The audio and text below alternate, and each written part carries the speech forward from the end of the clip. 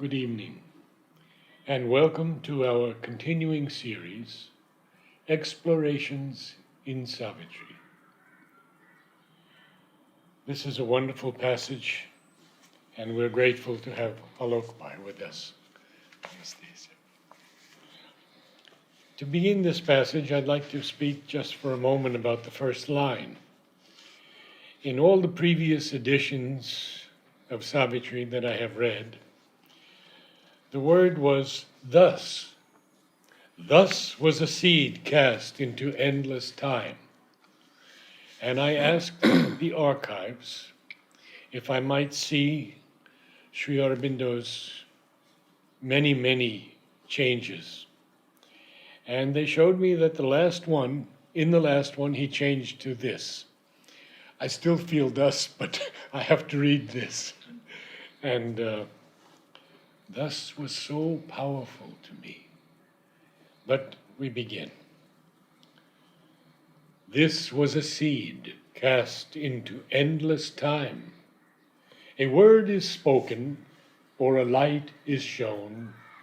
A moment sees, the ages toil to express.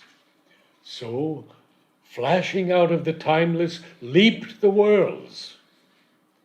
An eternal instant is the cause of the years. All he had done was to prepare a field. His small beginnings asked for a mighty end, for all that he had been must now new shape in him her joy to embody, to enshrine her beauty and greatness in his house of life. But now his being was too wide for self. His heart's demand had grown immeasurable. His single freedom could not satisfy. Her light, her bliss, he asked for earth and men. But vain are human power and human love to break earth's seal of ignorance and death. His nature's might seemed now an infant's grasp. Heaven is too high for outstretched hands to seize. This light comes not by struggle or by thought. In the mind's silence, the transcendent acts, and the hushed heart hears the unuttered word. A vast surrender was his only strength. Yeah, it's a very powerful passage. And there's another this, we start from there. It's a very powerful 5 lines from above. This known as in a thunder flash of God. What is known to Ashapati? It is the Divine Mother who carries the key to the transformation. Sounds the most simplest and natural of things, but this known. He has discovered that she can completely transmute life and it can become all harmonious, all sweetness, all delight, above the wonder of God, below the wonder of the embrace divine. So this whole life can undergo a transmutation by her touch, this known. And this carries in itself the quintessence of the yoga. Mother says at one place that to discover me should be after having walked a certain path and you discover her that she is the one who transmutes. So and it happens. I have seen it with many persons that for a long time it is Sri Aurobindo. A time comes when Sri Aurobindo hands over to the mother. Now you take over. Yes. So this known, there is a moment when the soul recognizes the Divine Mother. When someone asks the mother that how do you initiate in the yoga? What do you mean when you say that you have initiated someone? Often people ask this question, who initiates in this yoga? First of all, there are no Babajis initiating in this yoga, thankfully. People don't realize what a grace it is. And the second is that, okay, then how do I know that I have been initiated? The mother says, when I tell someone that you have been initiated or I have initiated you, it means that I have revealed myself to the person. And this is an inner revelation. It has nothing to do with any amount of lectures, talks, sermons, convincing, nothing. There is no proselytizing involved at all. A moment comes when you stand before her and you know, this is she of whom the world has heard. That's it. And she says, anybody who has seen me thus, in one moment, he is finished. And then she says, he is finished for all lives. He can't escape. He should not even try. Run away. And Sri Aurobindo uses creatrix so Yes, many times yes. in Savitri. She goes on to say that even those who have turned hostile and gone away, I hold myself responsible for them. Even those who revolted, turned hostile and went away. Yes. So this known is so powerful as in a thunder flash of God. You can't know it other than an intuitive revelation. The thunder flash is the intuitive revelation that this is she. The rapture of things eternal filled his limbs. And then what the heart feels is a delight. Amazement fell upon his ravished sense. His spirit was caught in her intolerant flame. She brooks no obstacle then. She will make sure that the entire being now, sooner or later, is caught up in that fire, and even the last resistances are smashed out. So if this is the beautiful destiny, then why not, why delay the whole process? You have to get burnt. Why get roasted slowly? But even if it takes lives, this she is with finished. us. Yes, she is always with us. So we now, then what happens after that has been beautifully described. It is not to be done artificially. People often ask, how can I become one-pointed? How can I become sincere? Basic thing is that orient yourself to the mother. Keep the mother at the center and slowly everything falls in place. It's not by a mental, gymnastics that one can do it. Mental gymnastics reminds me of a small little conversation I had with Dr. Maheshwari. He used to stay in the Mission House, Mission Road house. And in the very beginning, so I had gone there and he said, so Alok, what are you thinking? I said, Maheshwarji, I want to be sincere and I look at, all my, what defects are there and I'll be very grateful if you can tell me, I would like that, because maybe things I don't see, but you can tell me what my mistakes and faults are. He laughed and laughed over tea and samosa to add. And then he says, this is the mistake. I said, what? He said, that you are thinking of mistakes. He said, this is the fault. He said, all this mental engineering is fine. But it is the grace. Another person who met me in Bikaner, who had translated some of her works in Hindi, and he had come from ashram, and I had just turned, and very elderly man, and someone told me, someone has come from ashram, would you like to meet? That time, like anyone coming from ashram, for me was like, Yes. everything. Yes. I mean, who won't feel like that, I'm sure. So I met him and I had read the synthesis and I was having beautiful experiences, and then I told him, so, sir, basically, Sri Aurobindo emphasizes on will, that you have to get rid of this and reject that, isn't it? I was feeling very happy that I have got it right and I'm doing it all correct. So he listened quietly and then he says, Beta, वैसे Sri Aurobindo तो surrender की बात करते हैं. Basically, Sri Aurobindo talks a lot more about surrender. It hit me, I still remember. Surrender? So all that I was doing now, what was that? Then I understood what surrender means. Then I looked at whole synthesis from that light. That what is the surrender and what it means. He says, you can't do it by yourself. So that is how we see that this meeting is the quintessence, the meeting of the soul with the divine mother. And this carries in itself the result that the centuries will follow to express. This was a seed cast into endless time. See, when someone asks Sri Aurobindo that what has brought us here, it is not easy. What punya have we done to have the darshan of the embodied divine? So Sri Aurobindo didn't believe in those false modesty and all. Modesty is another form of ego. So he says very beautifully, he says, bhakti in previous lives. One. Second, he gives some kind of a relation physically with the mother or myself.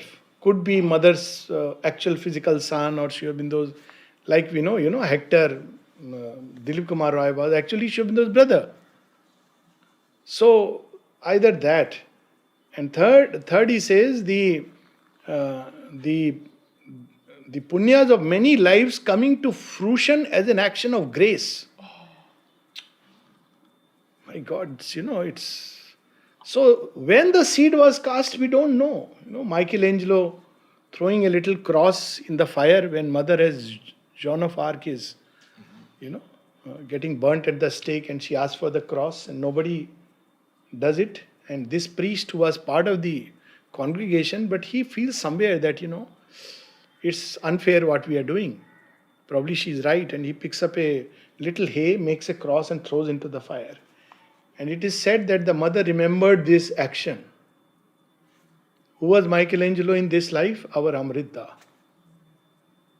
Mother remembered this action. Yes. So you can imagine, Hector, who goes and, fends Paris and is killed by Achilles. Who is he in this life? Dilip Kumar Roy. This was a seed cast in endless time. One little deed, we don't know which moment it has happened. And the divine takes note. And my great guide, Nolini. Yes, of the course. gardener at Versailles. Yes, he was French king, no? Louis. Yes, the Louis Sun IV, King. yes, the Sun King, the last of the Louis series. And he was a gardener. So what must have taken place, we don't know. So this was a seed cast in endless time. So we can look at it both ways. Yes. So we can look at it as thus, that the vision. Or we can look at it like this vision was the quintessence, the seed, which carried within itself the result of the ages. A word is spoken or a light is shown. A moment sees, the ages toil to express. You see, this is so true. My first turning, the first thing I have ever read of Sri Aurobindo is opening the synthesis, first thing ever. And I saw all life is yoga. And I said, this is it. I said, this is what I am seeking. I didn't understand a word about what it means. I'm still striving to understand. It's very vast. Because it has got into me that every activity, every movement of life can be and should be turned into yoga. Now I realize it's a tall calling. All life is yoga. So a word is spoken. Yes. I know people who turned, they just looked at the mother's eyes and it was finished. Or a light is shown. A moment sees, the ages toil to express. And then he gives a beautiful example. So flashing out of the timeless leap the worlds. There's another place where he gives such an example that when Savitri and Satyavan meet, and he says, what is going on in the heart of the two? And he gives the example, as when a soul is approaching merger with the Supreme. That is the experience closest upon earth. The mimic of that experience closest is when a lover and beloved, they are going to meet in an utter embrace. As when a soul approaches that state. So similarly he says, thus flashed out, so flashed out of the timeless. So these worlds that came out, they carried within itself the seed of its fulfillment. How powerful it is. Shri Krishna says that in the Gita, Visargaha. Where does karma originate? He doesn't say you and you and you. I.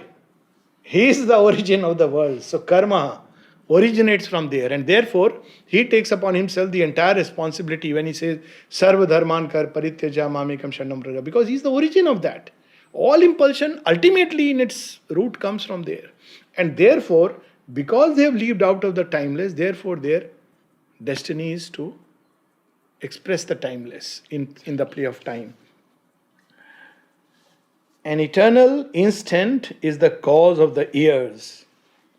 And now this comes, Mother said two things about Sri Aurobindo. One of them is Sri Aurobindo's compassion. Second is about his humility. And it takes time to understand. She says, I haven't seen a single gentleman so perfectly humble as Sri Aurobindo. Now, there are a number of stories of his humility, including the famous one where he says, I suppose this letter has to be posted.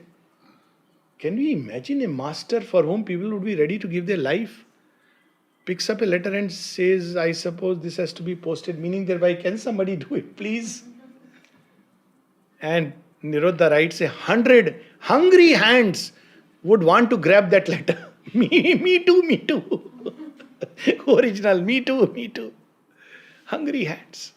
Same thing, somebody who wanted to wash Sri Aurobindo's clothes, he is envying Champak Lalji, and one day he is standing and sees Sri Aurobindo come on the window, looking on the courtyard, and he gets as if by a gesture Sri Aurobindo is called. He doesn't, but he goes up, and Sri Aurobindo is waiting, and he says, I suppose this has to be washed with his dhoti in hand.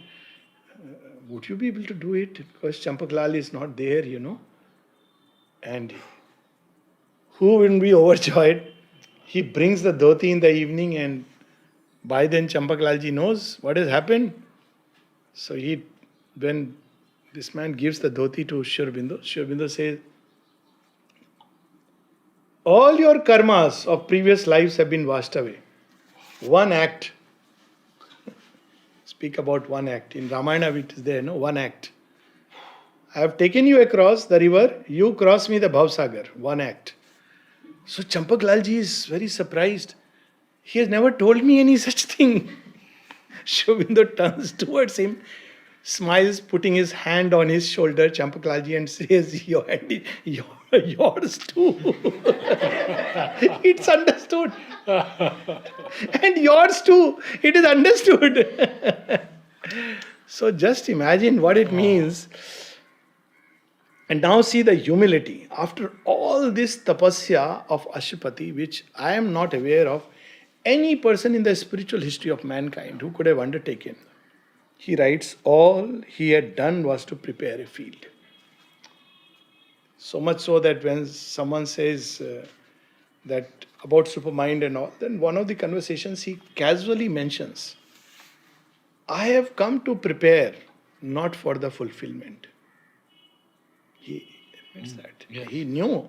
Yes. Still he is continuing to do. Because he knew that, if I don't prepare, it will never be. It won't happen. It won't happen. All he had done was to prepare a field. His small beginnings asked for a mighty end. And what a beginning. Small beginning. People would die 1,000 times to have a little glimpse of this wonderful experience. Which, if we look, hardly one or two here or there had such a glimpse. And he says his small beginnings asked for a mighty end. For all that he had been must now new shape. In him, her joy to embody, to enshrine her beauty and greatness in his house of life. So meeting the mother, having a glimpse of the mother, reading a word, is only a small beginning. That's why she gave a message to society. To know is good. To become is better. To be, that is perfect. So now he says this is only a beginning. This joy must be embodied in the whole of life. We have to go back also to book 1. Yes. See all the tapasya that he has done. And all the experience. Marvelous. And he calls it a small beginning. I mean, Sri Aurobindo, when he comes to Pondicherry, there is a letter of his to Barin. And Barin says, why don't you come and, carry your bundle? All the gurus are tying their bundle. He says, I have also tied my bundle. And I have done my bit of man making. Now I want to do God man making. And then he explains, of course, God man with a dash in between, not God man of. And then he explains very beautifully. He says, what I have discovered is that an average Vedantin touches only the outermost hem of the robe of the eternal. And an average bhakta who leaps in joy and ecstasy has just got a little spilth of that ananda. And he's satisfied with it. He says, I am not, because it's just nothing but small. So, when Sri Aurobindo says a small beginning, we have to see it in that context. But now his being was too wide for self. His heart's demand had grown immeasurable. His single freedom could not satisfy. Her light, her bliss, he asked for earth and men. That's what she mentioned, that Sri Aurobindo renounced the realization in his own personal body to hasten the realization of earth. I think 12th or 7th or 9th December, this message is there, 1950. He could have done it. Could have gone Mother ahead, could have done it. but they renounced because they had to carry everybody together. Yes. And this Sri Aurobindo explains that as we grow in yoga, because the consciousness expands and become more and more cosmic, so we invariably take the difficulties and problems of others, whether we like it or not. Yes. Even recent bulletin, one of the disciples who has asked questions from Sri Aurobindo asks him, because he has tried to help someone and told someone what should be the attitude and all. And then he writes to Sri Aurobindo. He says, I said this and in front of Jay this happened, and Jay told me you shouldn't bother, you should first, only after you have realized your siddhi, should you help others. So I said, yeah, but as co-travelers we can do this also. So what is your view? Sri Aurobindo says, much can be said for both. Much can be said for both. Then he says, of course, it is always ideal if you first realize the siddhi. Sri Ramakrishna used to say that. When Vivekananda started helping people, so one day he called him and scolded him. He said, Jama kiya nahi, kharcha karne laga. You have not even, accumulated in your bank and you have started spending. First you have some, So this is one attitude. But Sri Aurobindo took the other. He said, of course it is ideal if you complete your siddhi first and then help. But then he says, but it is not always possible or feasible to wait for that. So he took that approach, and he says, the mother and Sri Aurobindo, that when they were going into yoga, this almost and seemingly impossible work, they were to decide whether we go first, realize it, and then take up others, or we carry everybody together. And the mother says the decision was spontaneous. That is how the ashram came into existence. So ashram grew organically. Their difficulties they kept taking and growing, and what they received kept going into this. So ashram grew up like that, and even now it is like that. She said that's how it is a collectivity. People ask that why the general level of consciousness in the ashram has gone down. She said no, the general level has gone up, but individually, because earlier you were like cocoons. So each one was progressing. So those times sadhaks had this, that they were each one unique and they were like kept isolated. And there were very few. Very few. But after 58, that modus operandi has changed. Even those times sadhaks suddenly felt the difficulty and they expressed this. This is very difficult because the process changed. She says now it is no more like that. So now each sadhak takes upon himself the difficulties of others. So if everyone progresses, the progress is fast. Otherwise, few who progress help others, and those who do not, their difficulties are taken up by some others. So, and she gives the example. She says it's the law of life that the stronger must bear the burden of the others. Yes. So this is where his being has grown wide. He is not satisfied with his own freedom, and her light he asks for earth and men. But how to get this light? Now, tapasya ends here. The Divine Mother, you had a glimpse. So this few lines remind me of one of the Upanishads, Kathopanishad, when Nachiketa asks Yama how you can get this light. He doesn't ask, but it's implied in his question. because he has asked the secret of immortality. And this verse is also repeated in another Upanishad. One of those few verses which are repeated in two. The other one I am forgetting, probably Svetashvatar. So the sloka goes, Na yamatma, na pravachane, na medha, na bahuna shrutin, yamaveshe vranute ten labhyas tashesh atma vivranute tanusam. So what does it say? Nayamatma pravachene, not by much learning of scriptures, not by much reading, not by lecturing, not by sermons. Namedha, not by intellect. Na bahuna shrutin, by hearing lot of people. How does it reveal itself? All this can be preparation. But the moment it reveals itself is yamavesha vranute. The self reveals itself of its own accord when it chooses by its own grace to reveal itself to an individual. And here it comes. But vain are human power and human love. Those who rely on tapasya and, oh, I have a lot of bhakti for mother. What do we know about bhakti? And people say, oh, I love the divine. It's a very, very big statement. Very big statement. Human beings, we are incapable of loving. Only divine knows how to love. And if little bit we can love, it's only a grace.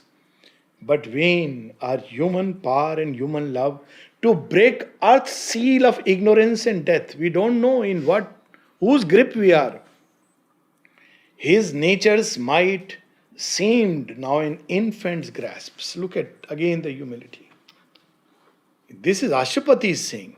This is not nature. There is all the occult powers, energies, forces. He says, his nature's might now seemed an infant's grasp before the Divine Mother. And we can't imagine. Somebody asked Sri Aurobindo, I believe that if the Divine Mother wants, she can create a supramental world here right now, instantly. But that will not be an evolutionary world. Am I right? She says, yes. The supramental world there has been created by her and she can create it right here. But it will not be, it will be completely disconnected with the world of earth. And therefore what happens to these human beings? There will be no link. Probably there will be a catastrophe, will be gone and supramental beings will be here. So that's not what she wants. Then another question he asked that, I believe that if we are integrally sincere, the Divine Mother can effectuate the transformation instantly. Sri Aurobindo says, yes, that is absolutely right. Integrally sincere means right to the cells, even the most obscure cells. So we can imagine what she has brought. His nature's might now seemed an infant's grasp. Heaven is too high for outstretched hands to seize. We may put our hands like this and keep calling. No puns intended. But heaven's grace doesn't come like that. It sees what is going on here rather than what is going on outside. As someone has said, from the divine point of view, what goes on inside is much more important than what is going on outside. So the Gita was given to Arjuna on the battlefield, not to a hermit sitting in the forest quietly doing all the malas. So, heaven is too high for outstretched hands to seize. Now comes that Upanishadic verse, this light comes not by struggle or by thought. In the mind's silence, the transcendent acts, and the hushed heart hears the unuttered word. So we have to just quieten the mind and quieten the heart. So what's happening out there? All kinds of doubts, analysis, intellectual processes, this way or that way. All this has to be quietened. Of course, even the quietening happens by grace, by opening to her light. And the heart with all its strings attached here, little there, and everywhere invested. Heart must be hushed. It's full of those cries. So when these two are quietened, then the light acts. It's always there. This is a very beautiful prayer of the mother, where she says the vital has to be distrusted when it comes to work. It is always jumping, running, and has an illusion. It's an illusion that it's a great worker, because morning till evening it is running like a monkey. Then she says what is needed is to bring peace and quietude. So work has to be done, but in a state of peace and quietude. And then that prayer ends very beautifully. In peace and silence the eternal manifests. Let nothing nothing disturb you. disturb you, and the eternal will manifest. What we do is the opposite. Why aren't you helping? Mother, help me. Then again, after few minutes, Mother, when are you? Peace. You have told her. Now allow her to act. Yes. In peace and silence, the eternal manifests. So, what we have to do? A vast surrender was his only strength. One of my most favorite lines. What we can do at the end? At the end, you realize what Sri Aurobindo says in one of his essays: self surrendered to the divine and infinite Mother is our only way. It is the beginning and the end of the sadhana and the path in between. Nothing else. You realize that you may try, not that people are not trying, try. But at the end, you realize, Ma, take me just as I am. And vast. So everything that comes inside, all the beings, people, everybody, forces, energies, Ashupati's consciousness, cosmic, he's just offering to the Divine Mother. What is seen, it must be. And that's how they say that when people said, who is, perfect example of surrender in yoga? So Hardhan Bakshi will say, don't tell anybody, but there are only two people. Who? Sri Aurobindo and the mother. This was prachalit in the ashram. So, what was it? Sri Aurobindo has made perfect surrender to the mother, and the mother had made perfect surrender to Sri Aurobindo. Everything that was happening, mother would come and tell Sri Aurobindo. Sri Aurobindo had his sanction behind everything that she did. Yes. There was never any this thing, oh, acha, mother has said this. Okay, let me think, I'll discuss with her. No, if mother has said, that's the final word. At the same time, you see Sri Aurobindo sitting like a baby, waiting for his breakfast, which would come at 9, 10, 11, 12, 1 o'clock, 3 o'clock once. Why? Because when mother comes, then he will eat. Never with mother, only once they had together. What is surrender? I mean, we can't imagine. Vast surrender. Everything just to, mother take this, this is yours, this is yours. A power that lives upon the heights must act. This is the supramental, which has not yet come at this point of time in the journey of Ashupati. What this power does? Bring into life's closed room the immortal's air and fill the finite with the infinite. So, imagine all, that's why we feel claustrophobic, stifled, we feel suffocated. A lot of people feel like that. It expresses in various ways. I want to run away from here. Even extreme, when people are completely closed, oh, it is better to die, because that basically it's internal stifling. What we need is to open the door. One window, even a little narrow passage for the immortals here to come in and fill the finite with the infinite. Meaning thereby there will be no end to that inexhaustible source of energy, strength, light, love, sweetness, harmony, ananda. It again reminds of a line from the Ishupanishad. Ishupanishad says, avoid these two extremes. One is those who live only in this world and think this world is everything, and they are living in total blindness, because they live in multiplicity. This, that, you, this. And a greater darkness, those who go into that world of oneness and forget this multiplicity. Andham tama bhuya pravishanti. So what is to be done? It says, Vidyanch avidyancha yast dvedo bhayam saha. The two together. Vidya must inform this field of avidya. Oneness must be always there behind while we deal with multiplicity, because each one will have a different law of evolution. It is not sameness. Oneness is not sameness. That will be absurdity.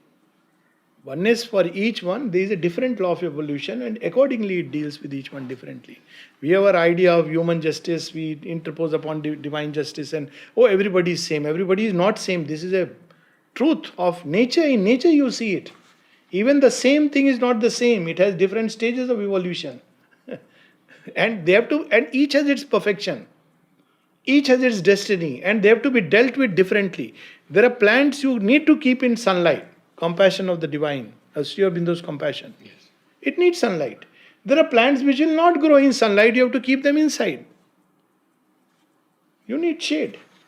There are plants which need to be watered more regularly. There are plants which, if you water too much, it will die. So in nature, this is a human mental conception born of modern ideas of democracy. It has its truth that there is the divine in all, but not the way we understand. So here he says, fill the finite with the infinite. You don't annul the finite. Finite has its own sense and meaning. And what is this? See, now this is a Herculean task. Someone once circulated this message. I said, see only these 4 lines. I said, please, don't frighten people. Send it from the beginning till the end. It starts with vast surrender. It starts with the aspiration, seeking. Ashupati at that stage is trying it out. Otherwise, people who just read, 3 lines and they try it, what happens? I know someone who once said, oh, I'll tear up everything. And I said, see, synthesis Sri Aurobindo has cautioned this. Don't go with this kind of vyakulta in the yoga, because in all likelihood, you will slip and fall very badly. And I know this individual that this is exactly what happened. I've seen with my own eyes. He said, you can't do it like that. Say, study, first develop peace, equanimity. All this is foundation of sadhana. Surrender constantly. And keep rejecting. But here what is mentioned is a final movement. All that denies must be torn out and slain. Sri Aurobindo says Ramakrishna can do it, and of course he is humble enough, Sri Aurobindo could do it. The mother could do it so readily and easily. All that denies must be torn out and slain, and crush the many longings for whose sake we lose the one for whom our lives were made. It's very good, beautiful to remember always. Where are we going? For what sake? Someone, little elderly gentleman, was showing today all the reports and all this. I said, at this point of time, why are you worried about all this? For God's sake. For all of us, time is running out. Let us not lose the one for whom we are made. Just concentrate on that one. Yeah, all this is okay, but this is not the thing to be, fill the mind with. And see this, all that denies must be torn out and slain, and crush the many longings. See, certain things Mother and Sri Aurobindo have done so naturally. So we don't even see what it means. I often wonder, of course I know she is the Divine Mother, but look, how she came in 1920. She never looked back. We complain, oh, India mein this problem is there, that problem is there. Look at 1920 problems. And as a lady, as a foreigner, staying with an Indian yogi, imagine now the situation. Won't she have felt once to go back to Paris? People, graduate and want to go to foreign country and live there. Look at her, so naturally. She never made a bone about it. It's I who just think and I wonder. And it was so natural to her. So much so that when she was asked to come to Auroville, because Huta, that famous conversation, Oh, yes. there will be a house of yours and all that. She said, okay. Then she said, when are you coming there, mother? She said, obviously I will never go permanently there. Maybe once like on a drive or something. And then she says, why she won't go permanently? What is the reason? She says, Sri Aurobindo is here. No other logic. Sri Aurobindo is here. All that denies must be torn out and slain. Won't her heart, we talked about, big stories about Buddha and his Tyaga. You think her heart wouldn't have felt heart of a mother being away from the child, brother, other people in the family? And she had that love. It's not that. When first time Andhra came after many years. And she had all this in Paris. Yes. All the cultural things, Yes. music, art, Everything. everything. Gave it all up. And when she goes to Karaikal, first day when she stays in a dark, dingy room filled with white ants and bandicoots. She doesn't say, let me pick up a return ticket. Maybe I made a mistake. Once I wrote to her and I said, Mother, I would like to send you 50 recordings of all the music you have not heard since you've been in the ashram.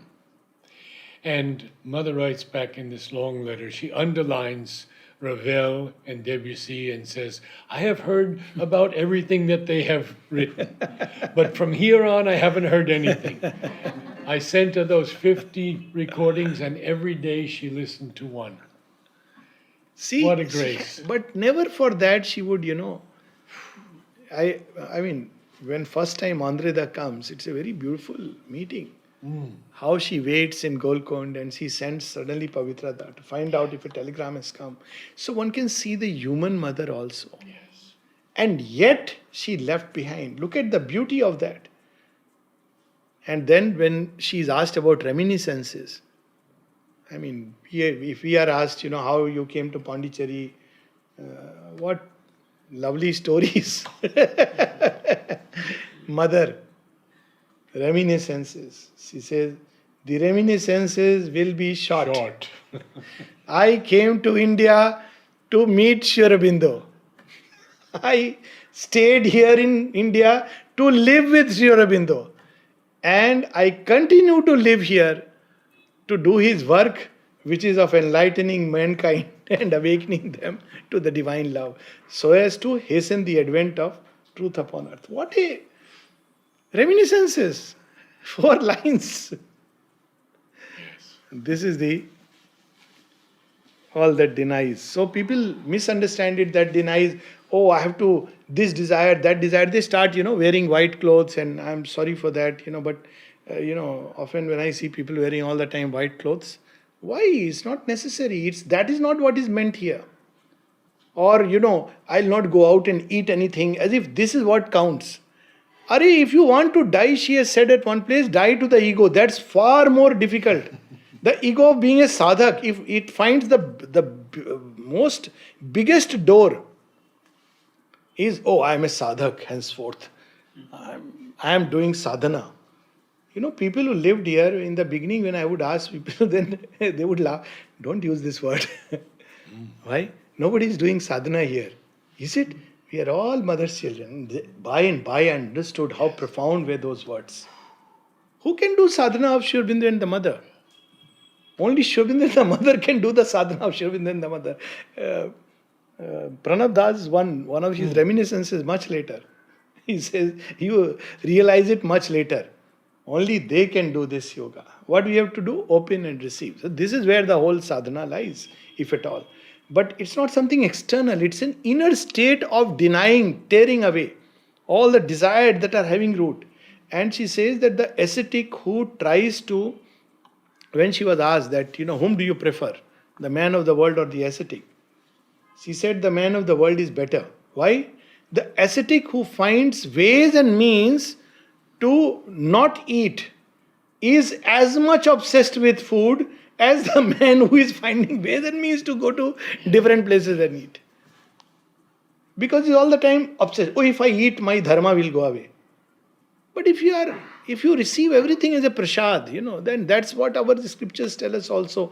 Mirabai, she says, if you give me pearls in my hair, braid my hair with, strings of pearls, I'll do it happily. If you make me sleep in a palace, I'm fine with it. If you make me sleep on floor, I'm fine with it. People don't understand this. Recently I heard a story and it's worth sharing. Navjatji. So I just met somebody who knew the whole drama as it unfolded. So people that time, and people are always there to point fingers, is the easiest thing to do. So once they told this person that, I don't understand, you speak about Bhaiji and he is a very spiritually such a great person. Whenever he goes outside, he lives in 5-star hotels, and what is this? So she said, I don't know, I'll ask him. Okay. So she asked him, this is what people are telling about you. He says, good, you asked.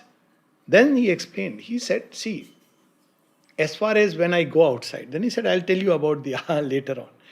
When I go outside, even here, I am perfectly fine sleeping on the floor. But I have to meet people to get money for the work. People will not come. These business magnates are not going to come to me if I am staying in somebody's little flat, and they will come and meet me and give money, Tatas and Birlas. So I have to fix a place where they can come and I can meet them and ask for it. So this is how it works. But as far as my everyday living is concerned, and which is a true story, and I was so touched when I heard it. Or his meals. Not only meals. Meals was one thing. Yes. Where he asked the mother that, I'm able to remember you all the time, but when I eat, I forget you. She asked him, do you eat alone or in company? He says, with family. That was enough for him. He started eating alone. But more importantly, once he had fever. So mother came to visit his place. And she sat on the cot on which Bhaiji was sleeping. From that day onwards, he put mother's picture on the cot and used to sleep on the floor on a mat. Now, this is another side, but people, so it is not external show of overcoming desire. It is inwardly you are untouched by it. It doesn't matter. You may be sleeping on a little floor, or you may be sleeping on a luxury pillow. You may be eating this or that, but you are doing it constantly. Oh, Ma, so beautiful. That is the state where it is desires are gone. To constantly remember the one for whom we are made. If I'll forget him while eating some good food or while sleeping on a good this thing, then probably I not even have the calling. Maybe when natures are very crude, the only time when this is required, Sri Aurobindo says that there are some natures which are very crude. They need these ascetic processes. Because the nature is crude, not because the sadhana is advanced. So you need to outwardly enforce upon yourself some external kind of, I won't step out, because your nature, you can't bear. You'll forget. But those who are ready will, anywhere you are there. I remember another mystic, or somebody on the path of yoga, a sincere man with a lot of experiences, not on this path, but some other path. So he was an Air Force officer, and he would go on party, he would dance with his wife on the floor, and somebody asked him, we know that you are such a fine, how are you able to do it? He said, very simple, she dances, I remember the Lord. I can do it. What is there?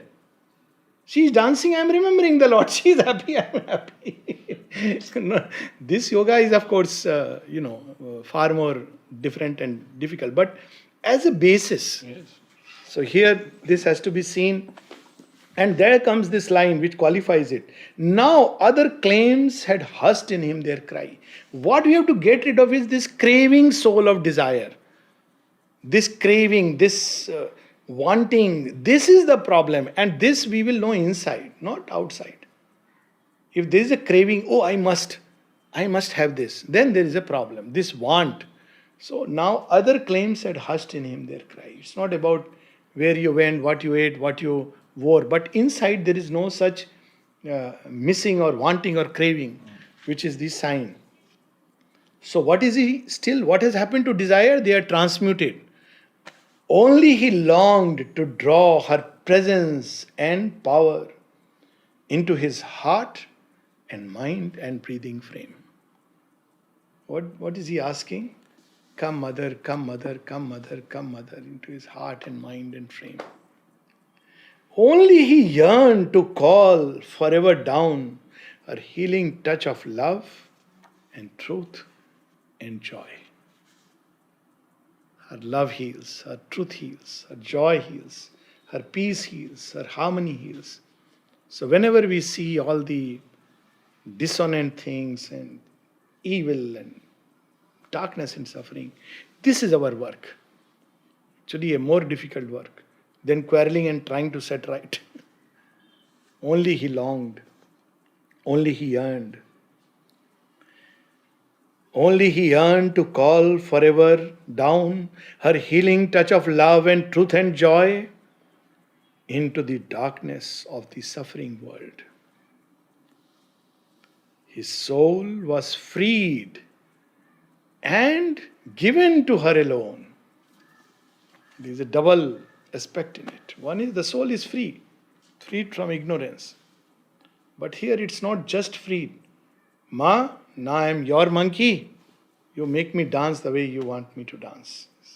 Look at this. His soul was freed and given to her alone.